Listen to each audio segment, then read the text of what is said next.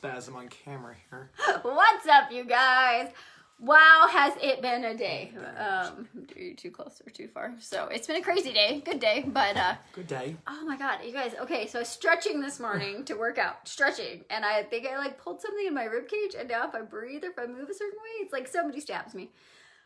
So I did a lot of lunges today. So if all of a sudden I'm wincing, it's not that I don't like what Brandon's saying. It hurts to breathe. You don't like what I have to say. So. Well, what else would it be? Hi, Shannon. So give us a hello, give us a hi when you guys jump on. We got a ton of awesome feedback. Hi, Nate. From Nate. Yesterday. It sounds like that resonated with a lot of you. So if you missed yesterday's live, we were talking about masculine energy and feminine energy and how they go together and how they work in your relationships, your love relationships, and your personal relationships, and your work relationships, and all that kind of stuff. So we kind of want to continue that a little more. We're going to dive into archetypes and start again to mold how all this stuff works together. So it's not like, oh, what we talked about today is only today, right? It goes with all the stuff. So good. So, all right, guys, and we're crooked. Give us a hi when you jump on. Hi, Sarah. I know. So with that, you guys, yet again, it's important for all relationships, the more aware, anything we've been talking about for the last 37 episodes of this, you guys, and basically if you've been listening to us at all over the last year, is everything starts with awareness. And it starts with awareness for yourself. And being able to understand of where you are currently at and how you are receptive to your partner, to the people around you, to what's going on in your environment, to all these things that are happening that is going to affect your energy. I mean, we were just talking about state before we started this, but essentially is being aware of that, right? Because if you're always in a masculine role and you're in a place of leadership, whether that be managerial, whether that's a coach, whether that's a parent, whatever it may be, but if you always find yourself in a masculine role and your person that you're trying to respond with and communicate with isn't in the right energy to be receptive to that, and they may be in a masculine energy or it might be two feminine energies going together, there's going to be confliction, there's going to be clashes going on through there. So that's why these things are so important. So whether you are in a role of leadership or not, I think we all are in some shape or some form, but at the same time, the more we can understand that for ourselves, probably the better communication you're going to have. Not to mention, like I just saw my sister posted a post that she cooked dinner for her family, and my brother-in-law fired back of like the chicken's a little dry, and like of course that started a whole little spat with them, and it's like I think this quarantine thing is starting to get to me, right? But it's being aware of that, right? Like what energy is your partner in, what energy are you in, and how is that affecting your interaction from moment to moment? Right. And really, you guys, the whole thing that we talk about is if you can understand that energy is everything, literally everything in your life. Like, I know this starts to sound woo-woo, but it's totally true, right? Hi, Dula. Like, energy is everything. So we have physical energy, we have emotional energy. Like, you have a vibe, you have a state that you're in. And when you can understand how to master your state, how to understand the state that other people are in, and how to shift that state into one that's in alignment with the person that you want to be, your whole life will open up, right? And so understanding energy is everything, understanding your own energy, understanding in certain situations. I know that I asked a couple of you what your core energy was, and honestly the response we get more is like, I think I'm both. And you're right, you are both. Everybody is both. But it's like really understanding, and this is something I want to say, when we ask that question, it's understanding what your body tells you the answer is, not what your brain tells you the answer is, right? Because, and we talk about this all the time, is that we try to think about how we feel, right? We try to logically process emotions. Like we try to logically process emotions that are happening in our body. It's two different things, right? We have to understand how to receive the messages and the sensations that our body is giving to us. But if we think them, right? Like I would challenge you guys all to do this. In your life, stop saying, what do you think? And change that to, how does it feel? And when you do this was a huge shift in my life, because that's what my coach would always say. Well, how does that feel? And it's like, if I tell Brandon, well, what do you think? Do you want to do this? If I say, well, how would that feel? How does that feel? It's a completely different response. So if you can start to like get into your body.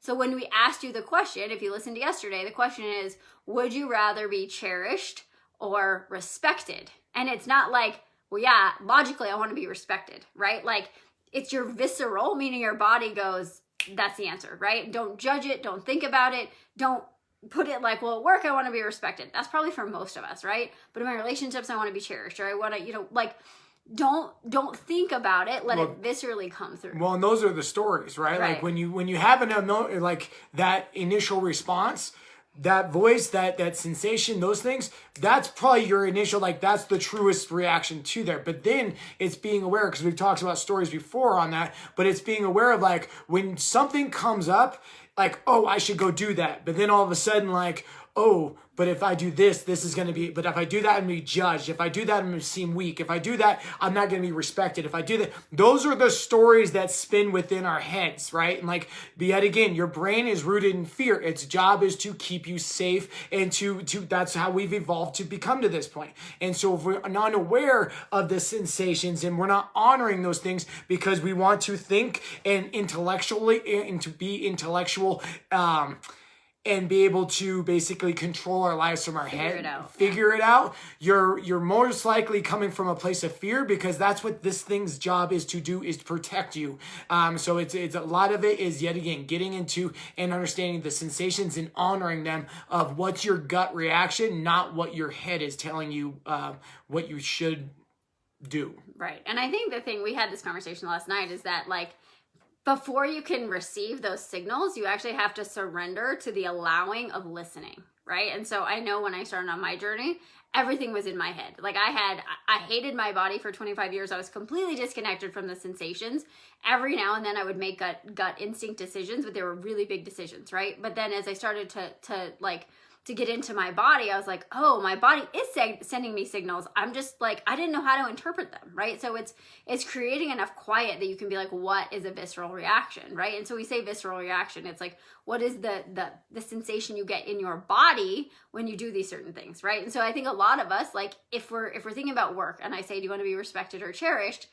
And you're like, if your gut is feminine, right? If your core is feminine, and you're like, well, I want to be cherished, but then your brain starts to spin and you're like, yeah, but in my job, I got to do this and I got to, and then you're like, well, I think I'm both, right? And understanding that they ebb and they flow, but understanding your core and how that plays out in your life is going to give you it's just going to give you a better understanding of how you actually should show up. I was talking to one of my one-on-one clients last night, and she's a very high up in her profession, and it's a very male dominated profession. And we were talking about communication style, because we were talking about the energies, and she's core feminine, but has to almost always show up in masculine, because that's kind of the environment she's in. And she said, well, I think it's a communication style. And I was like, well, it is, but it's based on those energies, right? It's based on, probably most of the men that she's, not most, but probably a lot of them, they're wounded masculine. So they're showing up in that, I got to prove to you, I got to whatever. So she ultimately has to do that. So we sort of talked about ways that maybe in a meeting she could be more flowy and see how that feels, right? Right, Em? So anyway, so I really want you guys to understand that when you can understand your own energy and how you have to show up, and the way that this all plays into communication, into relationships, into someone receiving your message, into all of that, you start to get a really better understanding of yourself. And then how do you deal with your partner? How do you deal with your boss? How do you deal with all these people so that it actually feels easy, right? Good. I had one more thing to say. Okay. This kind of fires me up because it was a big deal to me. So I was talking last night, and so I want you guys to think about this. If you're like, I don't know which one I am, like, take some time, do some deep breaths, and then ask yourself that question. But I was actually saying that, to me, the word cherished triggers me. I'm like, I don't want to be cherished, right? And so it was actually kind of funny, because Braden's like, why does that trigger you? And I was like, I don't know. But, like, there's no question in my mind, like, core masculine. But then I'm like, well, that also means that I'm pushing away some of that feminine energy. So where do I still get to lean in, and where do I still get to grow? And we tried to come up with a word that, like, felt better to me, and I don't think we ever came up with one, but we did come up with the idea that it's surrender, right? And so as women, if you've been in a job, in a life where you're like, I have to be tough, I have to show up, I have to do these things, understanding that surrender is like surrendering to the fact that there's something working with you to create the life that you have, right? Whether you believe in God or universe or whatever it is, it's surrendering to the belief that everything's happening to you, right? It's not surrendering to the boss. It's not surrendering to your husband. It's surrendering to to the knowing that everything's happening for you, and then leaning into that, because when you do that, life shows up for you. Well, I think it comes back to our needs on that too, right? Like, yet again, if one of your major needs is certainty, surrender probably also triggers you, right? Because, well, that means I don't have any control. That means I don't have a say in anything. And it's like, well, that's not true at all, right? Like, we talk about that all the time with our clients. It's like the actions of what you do is going to move you in the direction that you want to go, right? It's you just not allowing the universe to do its role, right? Like me being in the universe's business, right? Like me worrying about all this stuff that's going on outside of here right now. That's the universe's business, right? Like me getting so wrapped up in the COVID and what's going on with the government and everything else. Like that's going to handle its own on its own time. I can't do anything about that. And so I'm surrendering to the process that's going on, right? Like that doesn't mean I'm doing that I'm not doing the actions and we're not working, from sun up to sundown, and we're trying to pursue our goals and our dreams and aspirations that we're doing. But at the same time, what I'm surrendering to is knowing that the universe has my back, life is working with me, not against me. And at the same time, what I do is what's going to lead me to creation, not the other way around. Thank you, Tula. Yeah, I am. It's cherished or respected. So feel into that if, and then I'll come back and tell you which one means. So if it's cherished, it's feminine core, feminine energy. If it's respected, it's core masculine. So two things I want to tell you guys, because I really think that this will change your whole world. Change every time you want to control something into I get to create, right? Like if you replace the word and the feeling of control with the word and the feeling of creation, everything will change for you. I am a recovering control freak. And when and a recovering perfectionist. I'm recovering for a lot of things. But like for me, when I was like, I get to create my life and my experience, I was able to release control because I didn't actually have the control anyway, but I was striving for this thing I couldn't have. So replace controlled with create and believe it, that you are in creation of your life, and replace think with feel. And you're going to open up a whole new world that you didn't even know existed. One thing we were talking about last night is dancing. Oh yeah, dancing. So we had a whole long chat after this yesterday. So it's being aware yet again by just simple actions of what energy you're in, right? Like when we would go out dancing, we wouldn't get in arguments, but it's like, would you just let me lead here? And like it would, like we'd have that, but like it'd be in that sense of control, but it was in masculine energy, right? Like in order to basically surrender and be led and follow, that has to come from a feminine energy to receive, right? And so there was a little bit of friction when we would go out and have fun and dance, right? Because she wanted to lead, and obviously I felt that was my duty in order to do that, right? And so I'm also not very good at following or at dancing, so it was hard for me not to try to control that. I'm better at that now. So I mean, like simple things like that can kind of indicate where you might be at and what energy you might be in. So that could give you an indication. Yeah, and again, I'm a recovering perfectionist. Like I had to be good at everything, you guys. I learned a lot. So, all right, you want to jump into the archetypes? Sure. So on that, you guys, it's understanding that yet again, just because you may have one as your core energy doesn't mean that you're not wearing multiple hats. Right? Like we all put on different hats at different times throughout the day, right? Like you may be core feminine, but you may have to show up in a masculine role as a leader or boss or whatever. Or you may have to at times be more masculine energy when you're discussing things with your kids or whatever. Like we all wear different hats at different times, right? And that's the whole point of what we do, and the way we go about our process is understanding that everything is connected and everything corresponds together, right? So it's not just, well, you're core feminine, so you're always in receiving, you're always in all these other elements that go into it, or at the same time you're core masculine and you're just an asshole, right? Like that's not masculine isn't it? No, but I mean, like you're not always just going, right? So I think one thing that helped me a lot was understanding archetypes. Now, core has a not different, but just go with yours. But I like the Jungio model. So it's essentially it's 4 archetypes that we all have within us, and so Jungyeon. Jungyeon, what did I say? Jungyo? Jungyo. Jungyo? Jungyeon? Carl Jung. Sorry. So essentially there's 4 archetypes that we have all within us. Now it's understanding that when one is, that at times we're going to have certain ones that are kind of taking a predominant role. But at the same time, if they get too much out of control and almost get too much power, we get a little chaos within ourselves, right? And so the first one is the warrior. So that would be more your masculine energy, more your masculine role. They're the action takers. They're the ones that will like go get stuff done, right? Then there's the lover, right? And so that one's more the feminine role. That one's in order to love, you have to, in order to receive love, you have to be able to receive, which would be in a feminine energy. All right. Now, the next one on that is your magician. All right. Now, that could be called all kinds of different things, but essentially that's a creator, right? Like they create, they have all kinds of, what am I trying to say here? All kinds of ideas. They're very creative. They come up with certain things. They can create anything in an instant. That's the type of energy that one has. And then there's your sovereign or your king, which kind of looks over the other three and kind of makes sure that everyone's playing nice and working together, right? And so it's when all these things in our elements are kind of out of control is when we probably feel like we're spinning and out of control and not really understanding what's going on. So it's understanding that if you can look in and be able to identify and essentially almost speak to each one of those and kind of see and ask of like, okay, what would my lover need right now? What would my warrior need right now? What would my magician think right now? Like being able to kind of get into that, right? Because I think for some people, like masculine energy, masculine, feminine can maybe trigger us a little bit, but maybe a little bit if you're looking at things as an archetype of you have different personalities within you and different elements within you that bring different things to the table depending on what the scenario may call for.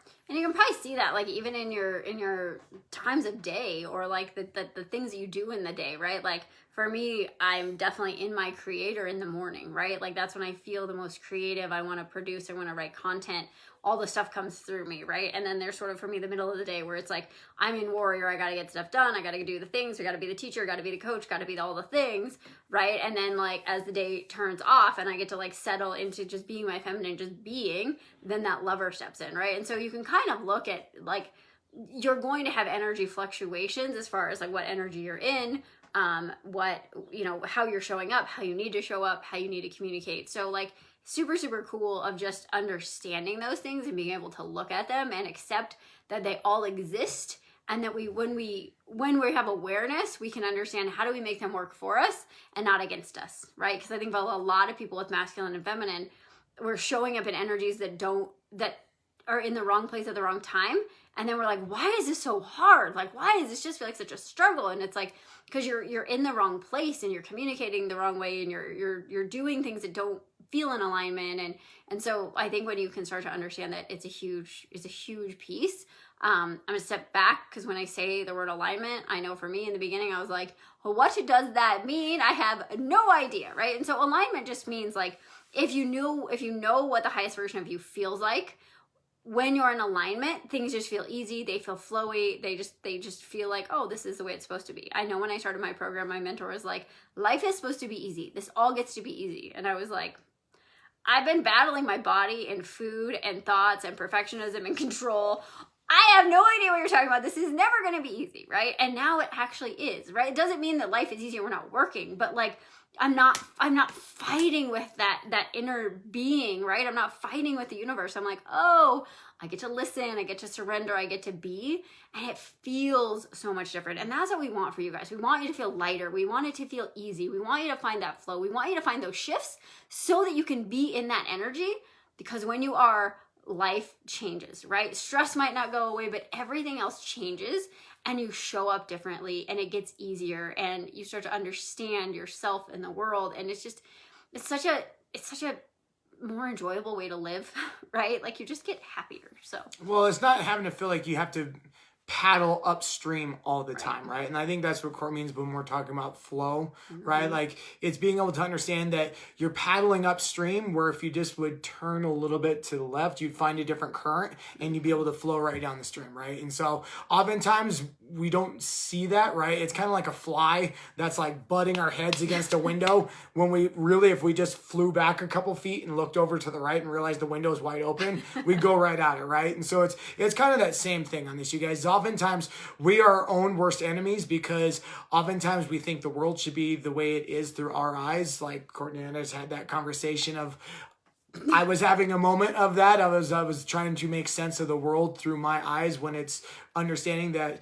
the world's not ever going to really align with the way that we think it should be at the exact same time in the way that everything should be. And it creates more suffering when we do that, right? And so I think when we're talking about all these things with energies and your partners and everything else on this, you guys, is the more awareness you can bring for yourself, right? And I think it goes back to kind of that when we talked, like it was like episode 14 or something like that, when we were talking about, being stronger than your feelings and not honoring them, right? And the more awareness you can have as far as your own energy and what kind of hat you're wearing and everything else, because if I'm not aware of that for myself, what's the likelihood that I'm going to be aware of hers?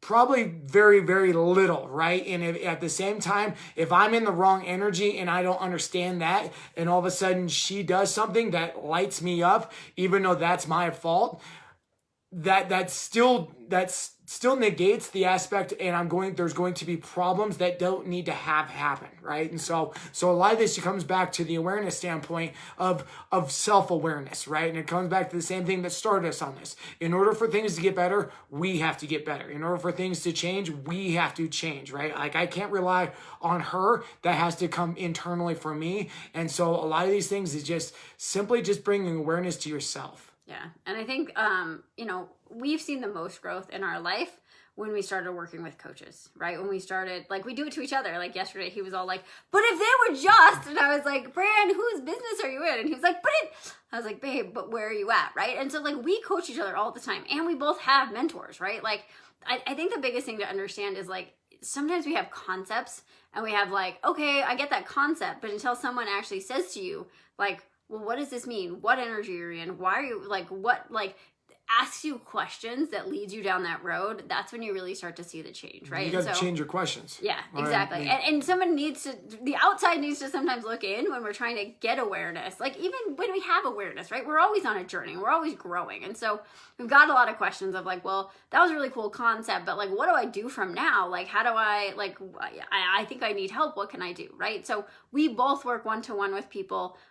We work with couples, right? And so there's an interesting dynamic when, like, we've talked about growth, like when both people are growing. So like if you're a couple and you're like, you know what, we're both on this journey of self-discovery and we want to do some stuff together. We work with couples. We both have kind of our own niches. So like I'm definitely a little bit more body image, food, that type of side of the feeling side of it, or Brandon has his own, more of the physical side and dealing with pain and working through all that kind of stuff. So if you guys have reached out and you're wondering, how you can work with us, what you can actually do, you love what you heard for the last 40 days, just reach out, right? We'll jump on a call. If we think we can help you, if we can get you the outcome that you're looking for, we'll absolutely help you. If not, we have a ton of coach friends. We have a ton of other resources. We'll point you in that direction. But truly, you guys, our goal is like my company is called The Happiness Endeavor. We want to see you guys happy. We want to see you get unstuck. We want to see you get to the other side of the life that you know is out there and like truly reach your full potential. So, well, especially with your partner, right? Like, I think that's the biggest thing is, this world we're not meant to be alone in this world, right? Like we're meant to we're tribal people by just inherent nature, right? And we have oftentimes that partner that sometimes out of their own insecurity, or they have their own blind spots, or their own protectors that come up during these time frames. Because we talked about that with a lot of the women that have gone through, a lot of the education and the programs that Courtney's gone through, is a lot of the husbands are very resistant to going through the process as well, right? And so, I know for me, I've been fortunate enough to be able to go through the journey with her and learn a lot from her. But I think that took me putting down my masculinity and a lot of my own ego side of things, not on a negative aspect, but just on my own side of like, oh, maybe I don't know everything. Maybe I can learn from this. This is interesting, for you. And at the same time, by me understanding that me following in her footsteps, also allows me to pour into her cup, right? Like, because I would imagine, like, if I didn't go on this journey with her, would that probably affect you feeling right? So yeah, well, and I think in a relationship, like, just this is total side note, like, of just being supported, right? I mean, I would have to say for both of us, that's been something that just sort of has instinctually happened for us. Was, I mean, when I signed up for my program, it was like 15 grand that I didn't know how we were going to pay for, but I knew I had to do it. And I like put the deposit down and I came downstairs and I was like, so I just did this thing and I don't know how we're going to do it, but I'll figure it out. But I know I need this. And he was like, yeah, I don't want you to feel like this anymore. I want you to heal. Right. And so, like, for me, I mean, obviously that's super close to my heart, and of just how many women hate their bodies. It's like 91%, right? Of people that hate their bodies, that don't like to look in the mirror, that are on the diet cycle, that just feel stuck. And it's like, I've tried everything. I'm just never going to love myself. Like, if you're in that place, you need to, there's another way, right? There's another way to do this. And yeah, it takes some work, but like, it feels so good. Well, and men too. I mean, men too, just. Yeah, I talked to a guy today that was like, I was bulimic for 5 years. It's awful and it's scary and it feels terrible. And like, you don't have to have a full-on eating disorder, but if you feel like you've just never truly like been happy in your own skin and understood yourself, like, it's scary, but I promise you the other side of it is beautiful and easy, and you get to be the ripple when you start to shift and you start to change, and the girls that we're all raising, or, you know, like, they deserve that too, right? And so if you're feeling this way and you're like, God, that sounds amazing, it also sounds scary, I get it, but reach out to us, right? We are real people. We want to help you get to the other side of wherever you want to be. Well, if you have, like, I know, because we've talked about, you know, modeling and everything else, like, yet again, the stat I read yesterday was by the time we're 5, we have 50% of our patterns already solidified. By the time we're 18, we have 95%, right? And so I know for me looking back, like, yet again, beyond spoiled in my childhood and everything else, but it took a lot of uncovering for my own side of things of why I caused a lot of turmoil in my younger years in a lot of hateful ways because of certain things I didn't understand when I was growing up because of misinterpretations or actions or whatever, right? And so as a parent, it's a scary world, right? Like, we talk about that every day of like, there's going to be another thing 10 years from now that we're going to have problems with and everything else because that was a misinterpretation, right? And so as parents, your kids may not always listen, but they're watching and they hear and they acknowledge and they absorb all this stuff that you are doing. And so if you are finding yourself in that turmoil, if you're finding yourself in that spin cycle, you're finding yourself just paddling upstream, the others around you are also feeling it as well. Yeah, and we've both been there. So anyway, we love you guys. We appreciate you. We'll be back tomorrow. We're trying to keep our eyes peeled as to if we get to open the gym, but like, these are just going to continue, you guys. So we love all the support. We love helping you guys. If you have questions, just reach out, right? Like, we're real people and we want to help you. So we love to hear your feedback, and we'll see you guys tomorrow. Thanks, y'all.